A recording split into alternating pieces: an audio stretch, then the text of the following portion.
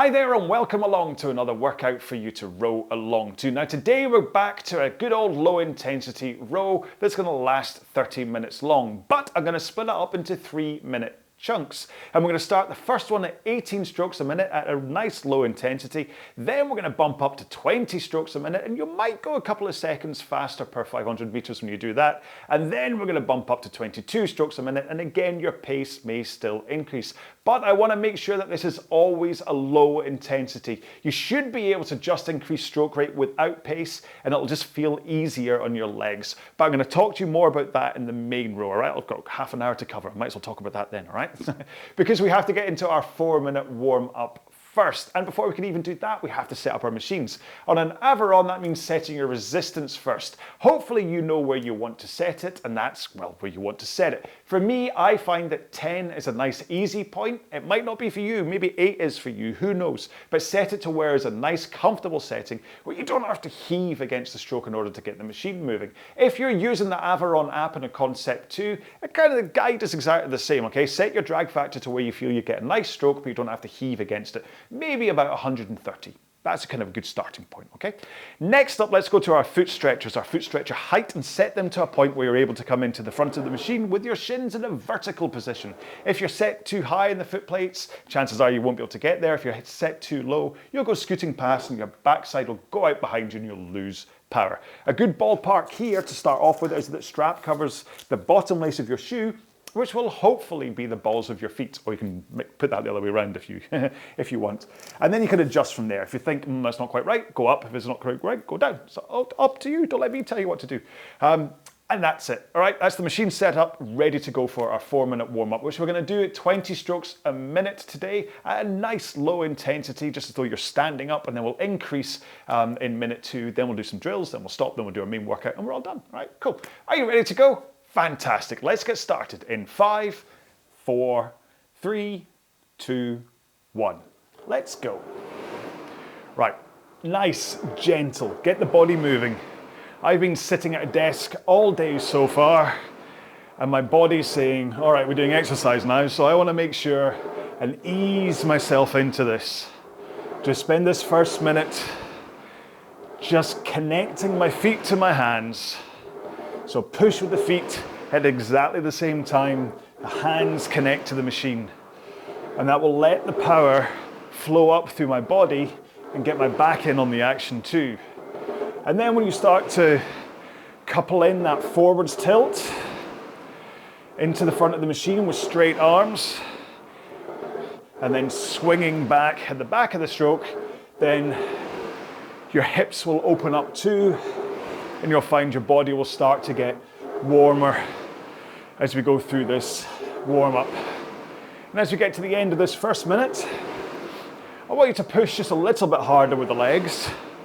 So you're now feeling your muscles firing, and it should get to a point now that you're thinking, okay, this is now exercise, but it's not hard work. Heart rate will start to increase, breathing rate will start to increase a little bit, but you're nowhere near actually working hard. The intensity is just the same as though walking up a flight of, or like 5 flights of stairs, where by the time you get to the top, you're out of breath and your heart rate's up, but you don't have to go for a shower and a lie down and have a protein shake afterwards. Remember, this power comes from legs pushing into the machine with a nice straight arms at the front. 2 more here. 1 more, and then we're going to take 1 foot out and put it on the ground, and then continue rowing. And here I want to make sure your technique is still okay. You're still rocking forwards over your hips, and then you're rolling in, arms nice and straight.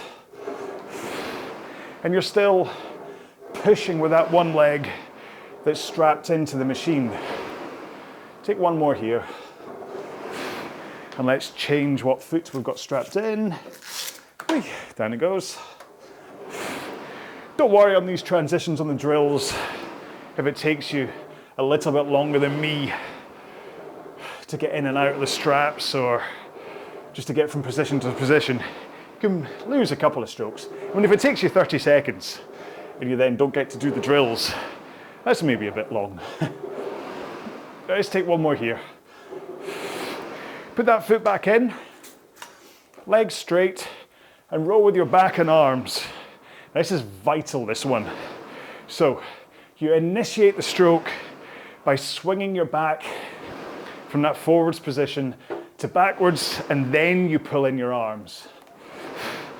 Then out with the arms and rock forwards into that forwards lean again. But it's so important that you take the stroke up with your back first. One more here.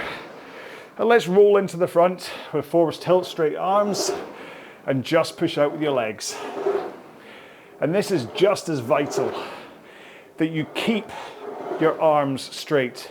If you're rowing on an Aviron or you've got a mirror in front of you, look at your arms and make sure you don't see any difference when you come in to getting to the end of this leg drive. No bend at all. Let that power surge. Last one. There we go. So that's the warm-up done. Very easy, very gentle warm-up today, but that's okay because it's a low intensity workout we have up ahead. But keep on moving up and on the rail, have a quick drink, and I'll describe one more time what it is we're doing today. Okay then, so today's row is going to be 30 minutes long, broken down into 3-minute chunks. We're going to start off at 18 strokes a minute, then up to 20, and then up to 22 strokes a minute. Just keep on repeating that and then our half hour will be done. As for starting pace, 18 strokes a minute at around about 5 out of 10 intensity might be a couple of seconds slower than the warm-up pace that you were just going at. Don't worry too much about it, okay? Just kind of find your flow, find your place, and as long as it doesn't feel like hard work, you're probably at the right level, all right? But I'm going to talk to you more about that in today's workout. Lots of stuff to talk about. Got half an hour together. Fantastic. So if you are ready to go, we're going to get started in 5, 4, 3, 2, 1. Let's go. Right, 18 strokes a minute is a little bit on the trickier side in that 20 strokes a minute is really easy because it's 1 stroke every 3 seconds. 18 is 1 stroke every 3 1/3. And that gets a little bit trickier if you're just looking at your timer. So, as being this is the first time in the Zero to Hero series that we've been down at 18 strokes a minute, if you want to just follow me for stroke rate while you find your own flow and rhythm, then that's probably a good idea, okay? Because these slow stroke rates can be quite uncomfortable. I tend to go no lower than 20 because you do still get a little bit of a flow at 20, but 18, it can be easy to start to choke your stroke a little bit. But what you'll find is once we go through one round of these stroke rate changes, when we come back to 18 again, you should have found your flow by then. And it shouldn't be tricky. And just remember, it's all about keeping moving and helping your body get through the different phases of the stroke. So at no point here am I stopped. I'm not like holding the handle at the back of the stroke in order to kind of take up time. Because I do see that a lot where people will hold and then race to the front like that. And that's not what you're meant to do. Apologies if you've been following me for stroke rate and then I did that. And you're like, what's he doing? It'd be even worse if you're just watching me and not listening to me. Maybe you're listening to Spotify instead of what I'm saying, and then you see me do that. You're like, what's he doing? Right. So we've got 30 seconds to go on this one, and then we're going to increase our pace, or our stroke rate, sorry, to 20 strokes a minute. And your pace may increase by a couple of seconds. And that's fine, but just let it be like 2 or 3 seconds, no more. One more stroke here.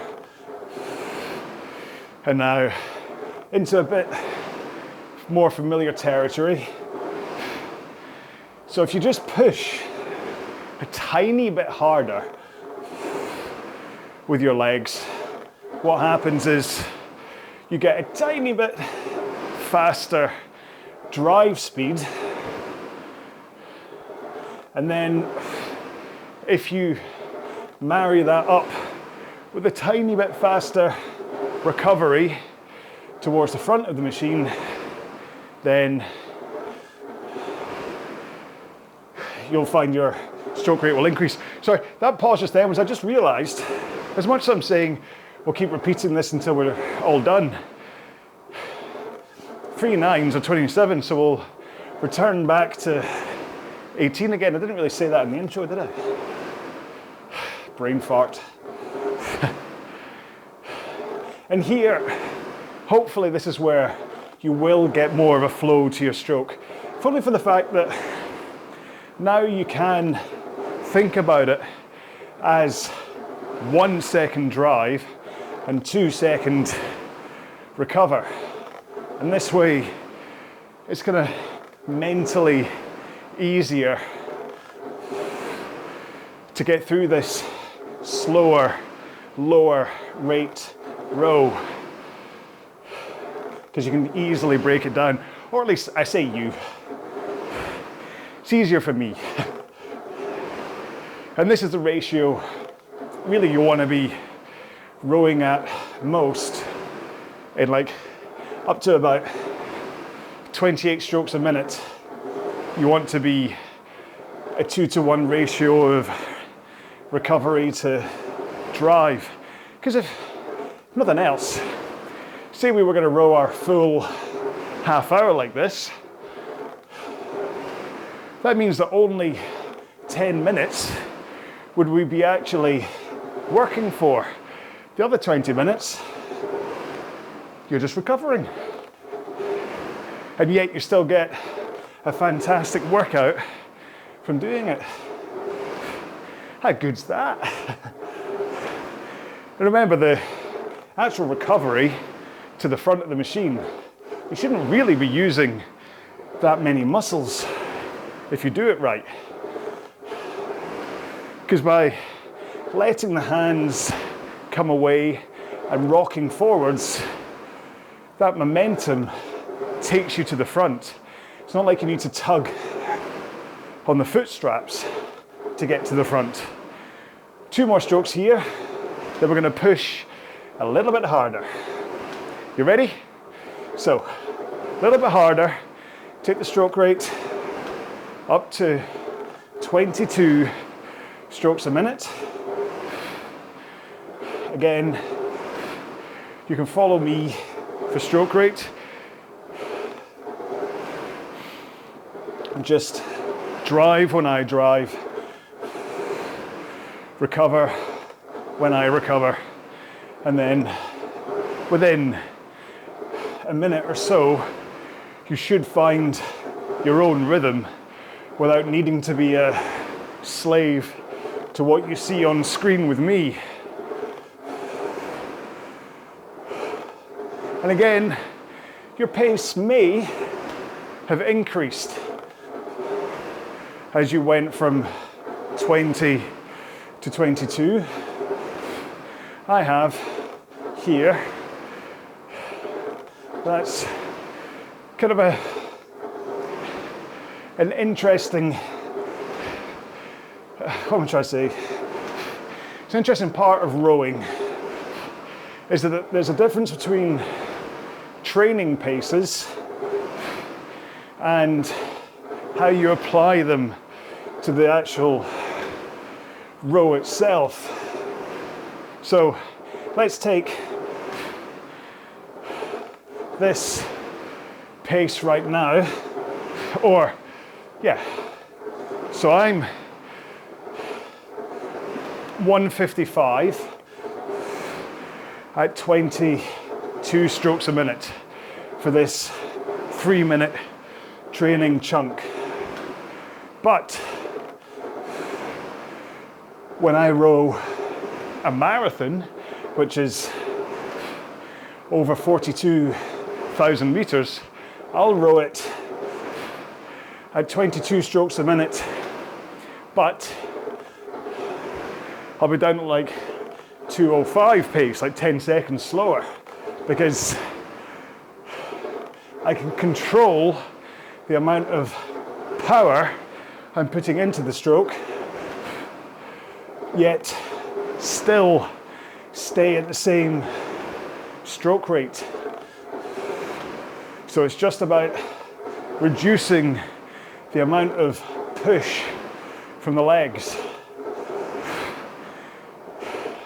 And so if you want, you can try, as you come to the next transition, to get to 18 strokes a minute, find your pace, and then see if you can hold that at the 20 and 22. One more here. Okay, so we're back down to 18 strokes a minute. And it's an experiment that you don't have to do.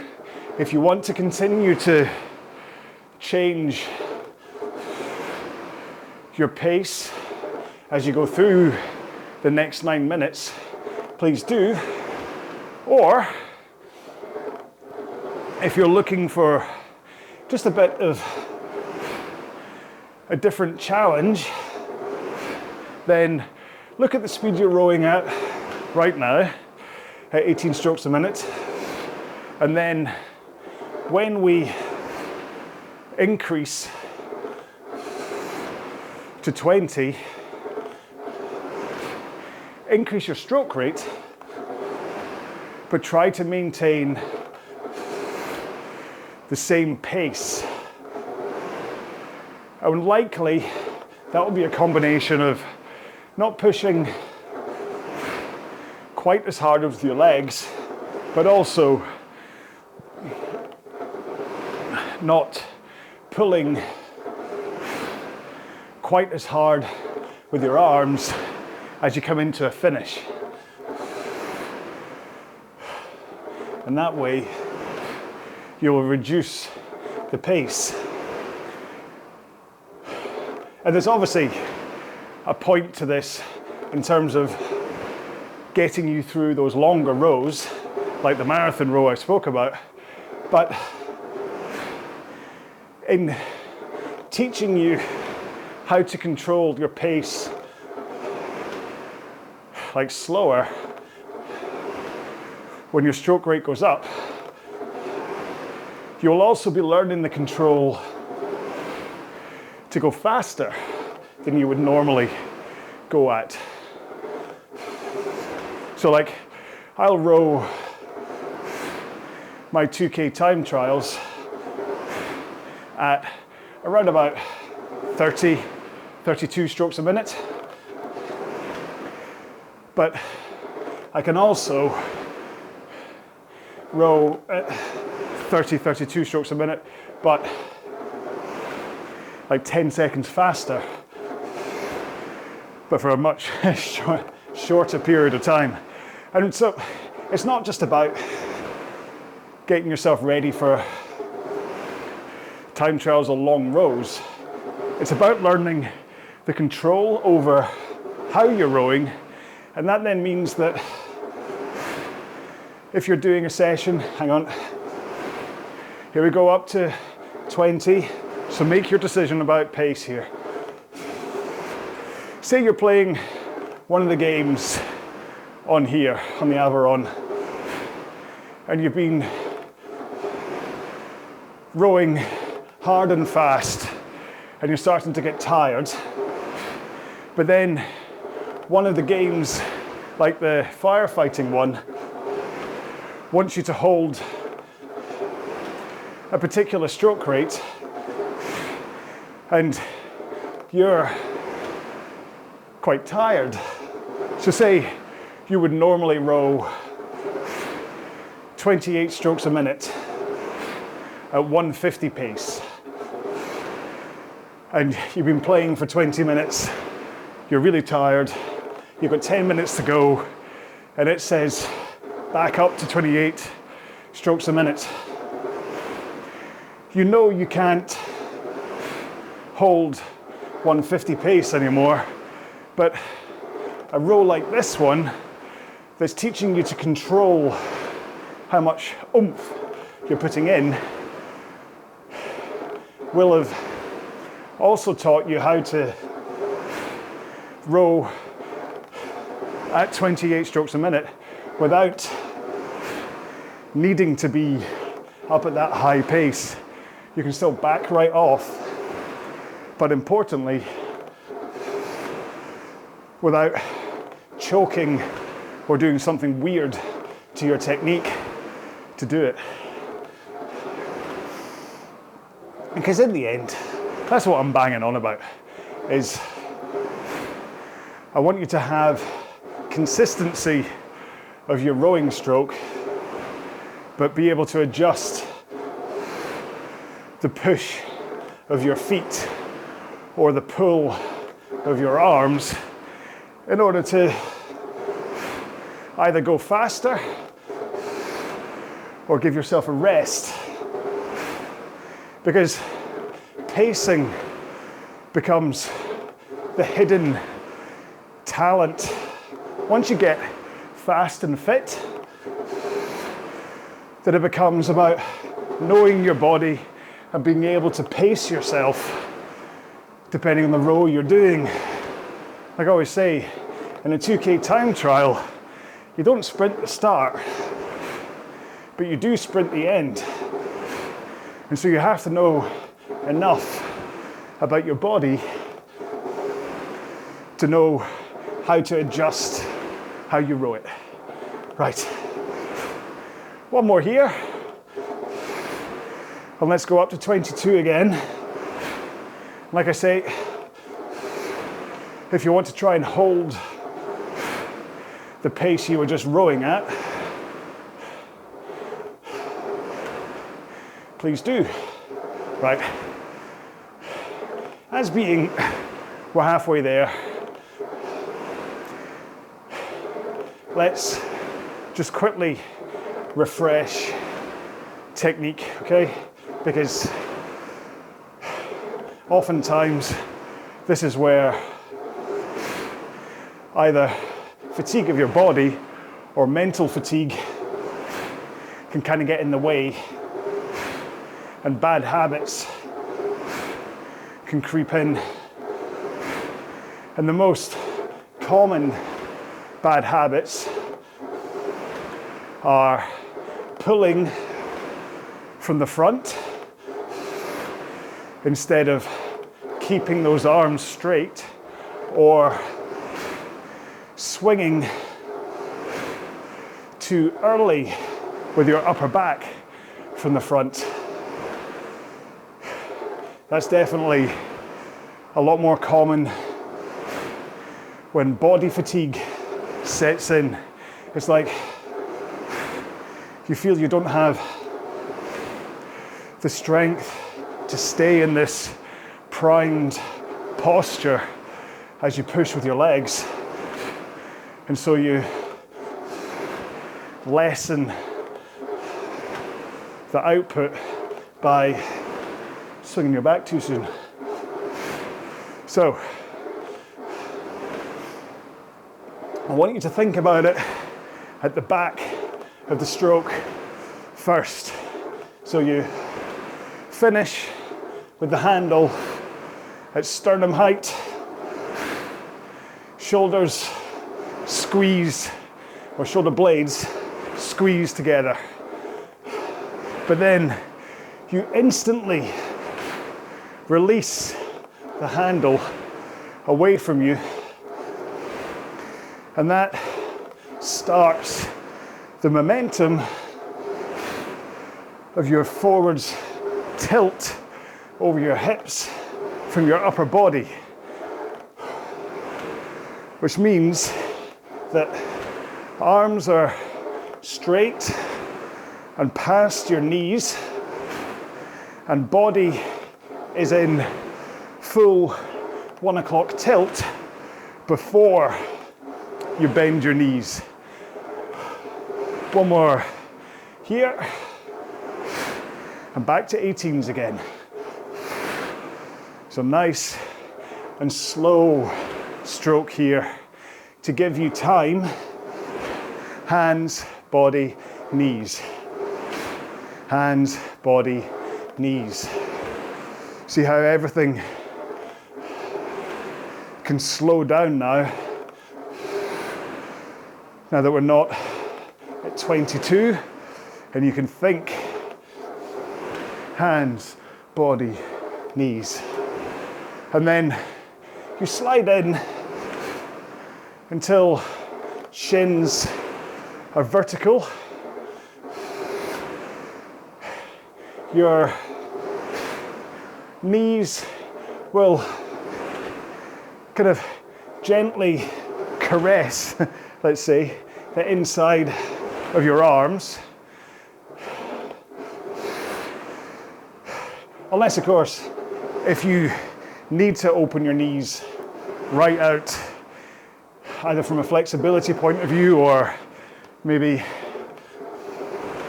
like I did a few years back, you have a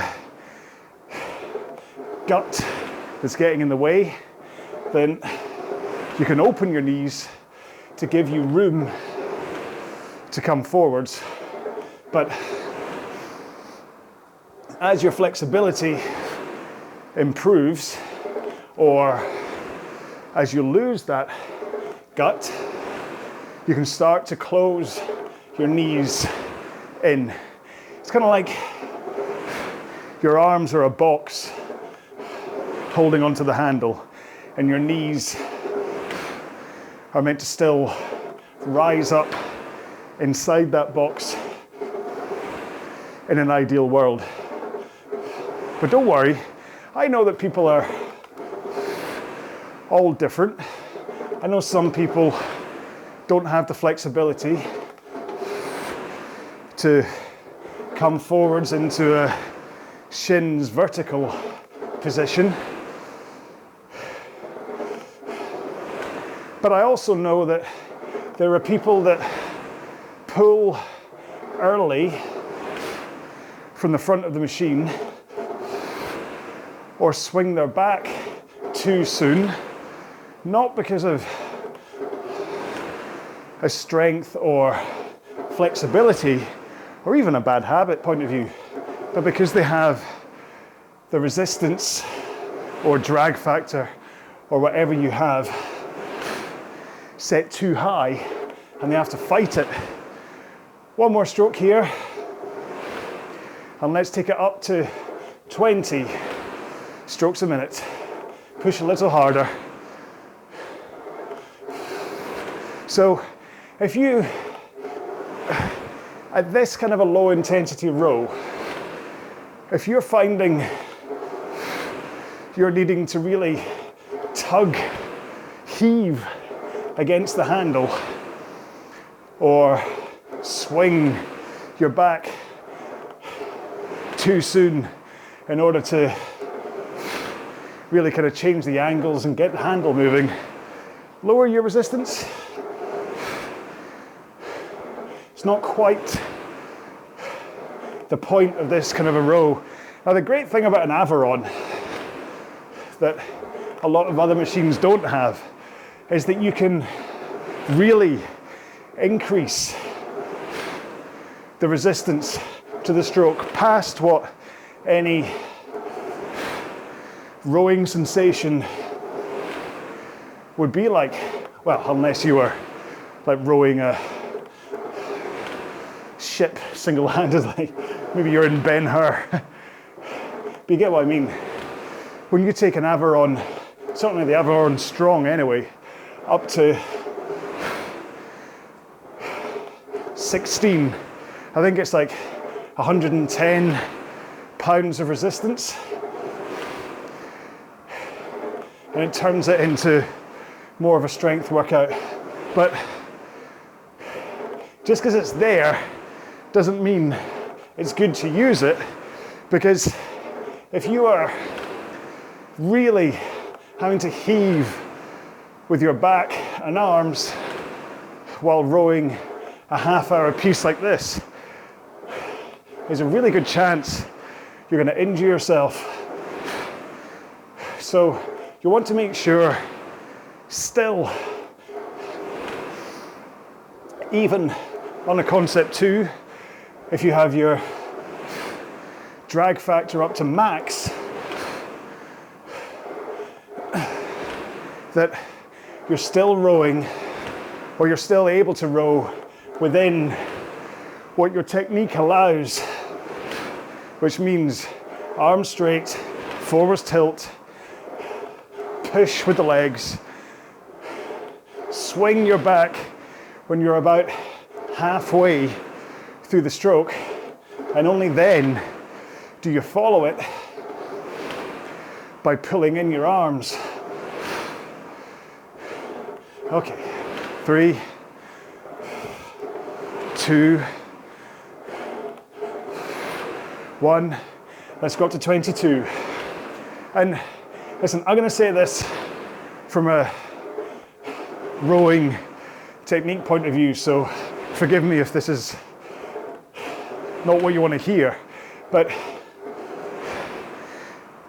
if you want to work on your biceps,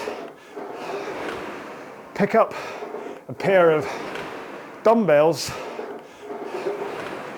and do some curls and some reverse curls and some cross-body curls.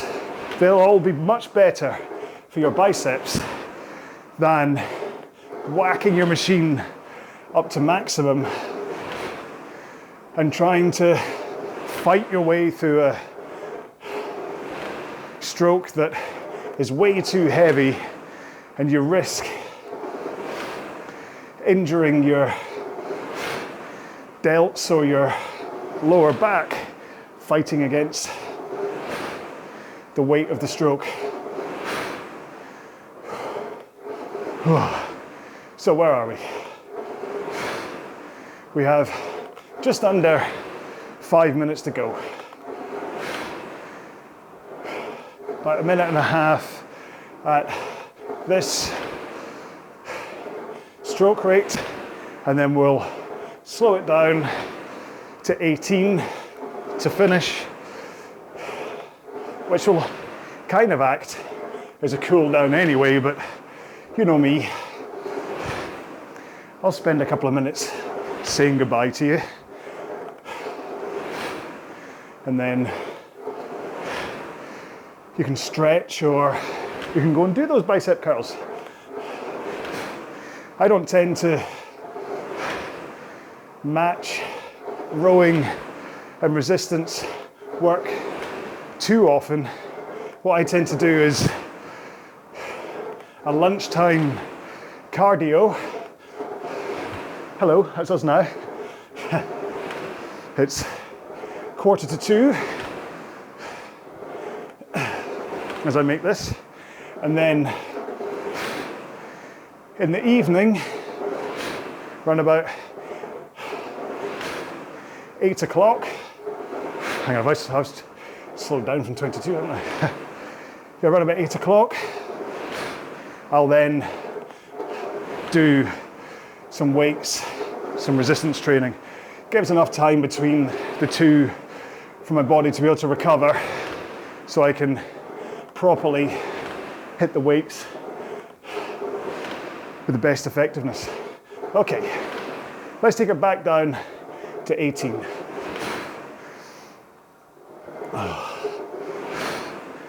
Nice and slow.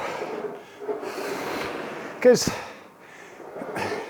really, the rowing machine will hit about, 85% of muscles when done right. And that means pushing with the legs, swinging with the back, then pulling in with the arms. If you pull from the front, you're not using 85% of your muscles, I'm afraid. More like 55. So,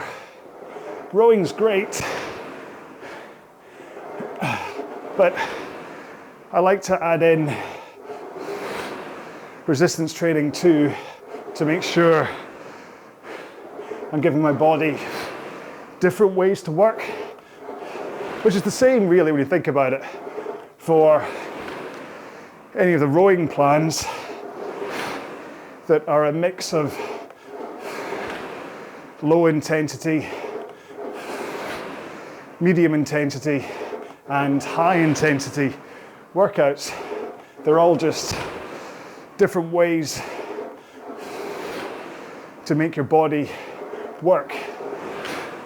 But as being right now, I'm training for high rocks. I need a strength element included too. So I'll split 4 nights a week into chest and triceps, which is like bench presses and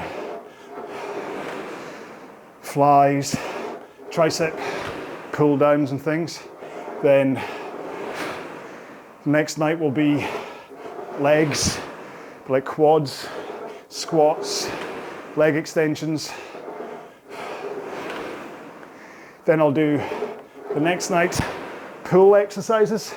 So that's where like lat pull downs and seated rows and bicep curls come in. And then the 4th day will be back and hamstrings, so deadlifts, hamstring curls, but also shoulder pushes, lateral raises. And when I mix those 4 strength days with all the rowing I do, I figure I'm giving my body everything it needs. Okay, let's take one more stroke. There we go. So today was chat-wise a bit of a journey through how I train and technique and reasons for technique. Can't always be comedy gold, you know. So if you're not already doing it, just continue like rowing for the minute or so it'll take me to say goodbye. So I really hope that was a good workout for you. According to my Averon, I burned 589 calories rowing that. I'm going to figure probably 50 of them will be just being alive. So probably I'd kind of round that down to around about 500 calories, which is great. I mean, a nice low rate, easy row, 500 calories in the bag. Do remember though that sometimes they're slightly off. So if you are trying to lose weight on a calorie controlled diet, make sure that you're kind of accurate with your readings and like what you're looking for calories in the food, because it's quite easy to kind of get it wrong and suddenly you're like, why aren't I losing weight? And it's because maybe that was only 300 on a different machine. So make sure everything's accurate if that's what you're doing, in case you care that much about calories, okay? I just find it interesting. Go, look, there's another number for me to look at. But when it comes to losing weight and whatever, I just look in the mirror and go, am I happy with where I am? Let's try a little harder. Or, okay. So that's what I do. Anyway, there's a rant for the end. I really hope you enjoyed that row. Breaking into 3-minute chunks at least made it a bit more interesting than just sitting down and doing 30 minutes straight, I hope. And being done at 18 strokes a minute, it's the first time we've done it in the Zero to Hero plan, so a little exposure to something different. I wouldn't be surprised if some of you found it difficult to row that slow. Don't worry, it's because it's the first time you've done it. If it is the first time you've done it, then you need to practice stuff, okay? So that's it. So I would look forward to you, what? I look forward, there we go, to seeing you in the next video, which will be back up intensity-wise. So this one's going to set you up nicely for something that's going to come next, which will be a little bit tougher if you're following the Zero to Hero plan. Otherwise, there's a whole bunch of other workouts you can do up here. Just go and check one of them out and do that, and hopefully you will enjoy it, all right? So until the next video, the last thing to say is what the hashtag for today's workout is, which is just sets of 3, because that's what it was, sets of 3 minutes. So sets of 3. And you can use that on your socials, and that will go just let people know that you've done it. It'll be sets of 3 what? And then people will be like, you're so interesting, tell me more about your indoor rowing. That never happens. So, all right, I will see you in the next video. Until then, please row well and be well. Bye-bye.